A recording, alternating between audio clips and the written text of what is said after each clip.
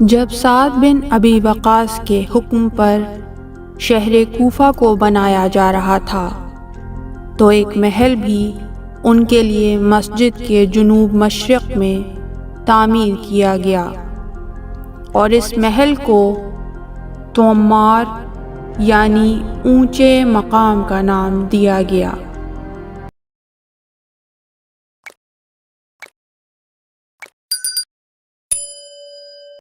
اور یہ مقام سعد کے بعد خلفاء، امرا اور بادشاہوں کا مقام رہائش تھا۔ مسلم ابن عقیل کو عبید اللہ ابن زیاد کے حکم پر اسی محل کے اوپر سے گرا کر شہید کیا گیا۔ یہ کوفہ ہے جس کو امام علی نے اپنا دارالحکومت بنایا اور اسی شہر کی مسجد میں شہید ہوئے، مسجد جو دارالامارہ کے ساتھ تھی۔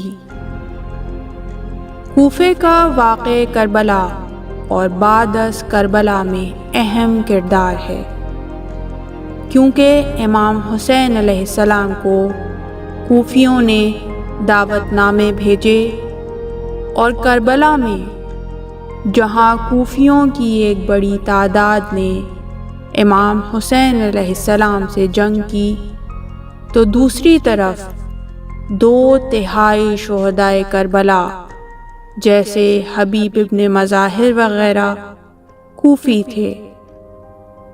مسلم ابن عقیل کو، جو کوفیوں کی دعوت سے کوفہ آئے تھے، ابن زیاد کے حکم سے شہید کیا اور دارالامارہ کی چھت جو 20 میٹر بلند تھی نیچے گرایا گیا۔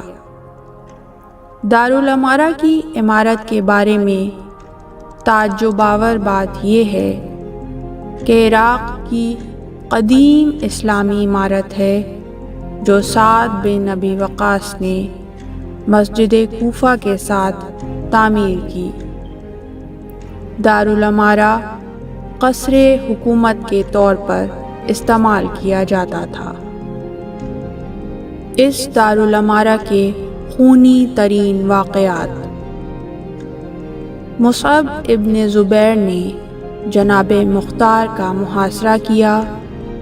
مختار نے اپنے سپاہیوں سے کہا تھا کہ مصعب ابن زبیر سے فریب نہ کھائیں، لیکن سپاہیوں نے مختار کی حکم عدولی کی اور اپنا اسلحہ زمین پر رکھ دیا۔ اگلے روز 7,000 افراد کے دارالامارہ میں سر قلم کر دیے۔ حر جوفی نے اس واقعے کے بعد کہا کہ اگر یہ 7,000 افراد بھیڑ بکریاں ہوتے اور مصعب کو باپ کی میراث میں ملے ہوتے تو بھی ان کو ذبیحہ کرنا اسراف تھا۔ اگر دشمن کے قول پر اعتماد کر کے ایک قدم پیچھے ہٹے تو وہ 2 قدم آگے بڑھتا ہے۔ شکست مختار کے بعد عبد الملک بن مروان کے ہاتھوں مصعب کی شکست ہوئی تو تشت میں سر مصعب ابن زبیر عبد الملک ابن مروان کے سامنے رکھا گیا۔ ابن مروان اسی خوشی میں مست تھا کہ ایک بزرگ آدمی مسکرایا اور تکبیر بلند کی۔ عبد الملک اس تکبیر سے حیران ہوا اور پوچھنے لگا کہ اس تکبیر کا مقصد کیا ہے؟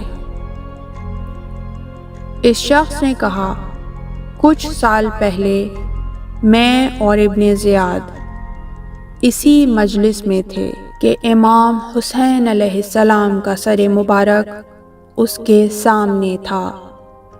پھر کچھ عرصے بعد میں اور مختار اسی مجلس میں تھے کہ سر ابن زیاد مختار کے سامنے رکھا گیا اور کچھ سال بعد میں مصعب کے ساتھ یہاں بیٹھا ہوا تھا اور سر مختار مصعب ابن زبیر کے سامنے، اور آج میں تمہارے ساتھ اس مجلس میں موجود ہوں اور مصعب کا سر تمہارے سامنے ہے۔ میں اس مجلس کے شر سے امیر کی پناہ چاہتا ہوں۔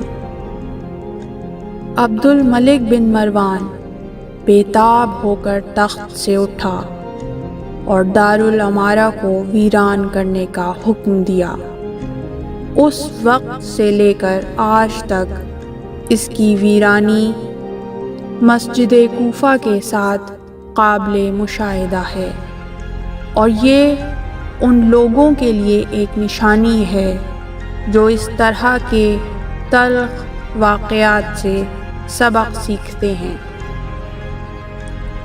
لیکن انسان کہ حقیقتاً اس کے نام سے عیاں ہے، نسیان یعنی فراموشی اس کی سرشت میں شامل ہے۔ کوفہ اور دارالعمارہ مسلمان حکمران کے لیے اچھا ثابت نہیں ہوا اور اپنی اہمیت کو کوفے نے کھو دیا، لیکن شیعہ روایات میں موجود ہے کہ کوفہ ایک بار پھر مرکز مسلمانان جہان بنے گا، کیونکہ حضرت مہدی عجل اللہ تعالی فرجہ کوفے کو اپنی حکومت کا دارالحکومت قرار دیں گے اور اس شہر کا احاطہ 54 میل تک پہنچ جائے گا۔ امام صادق علیہ السلام نے اس سلسلے میں فرمایا، جب قائم آل محمد قیام کریں گے، کوفے کی پشت پر ایک مسجد تعمیر کریں گے جس کے 1000 دروازے ہوں گے، اور کوفے کے باشندوں کے گھر کربلا کی 2 نہروں سے متصل ہو جائیں گے۔ جب کوفہ دارالحکومت کی حیثیت اختیار کرے گا، تمام مومنین کوفے میں جمع ہو جائیں گے، جیسا کہ بہت سی حدیثوں میں آیا ہے کہ لوگوں پر وہ دن آئے گا جب کوئی بھی مومن نہ ہوگا مگر یہ کہ وہ کوفے میں ہو یا اس کا دل کوفے کی طرف مائل ہو۔ قیامت برپا نہ ہوگی مگر یہ کہ مومنین سب کوفے میں اکٹھے ہو جائیں۔ اس طرح کی مزید تحقیقی، علمی اور تاریخی ویڈیوز دیکھنے کے لیے چینل کو سبسکرائب کیجیے اور بیل آئیکن پہ کلک کیجیے۔ ویڈیو کو لائک کریں اور کامنٹس کے ذریعے بتائیے کہ آپ کو ویڈیو کیسی لگی۔ اگلی ویڈیو تک کے لیے خدا نگہدار۔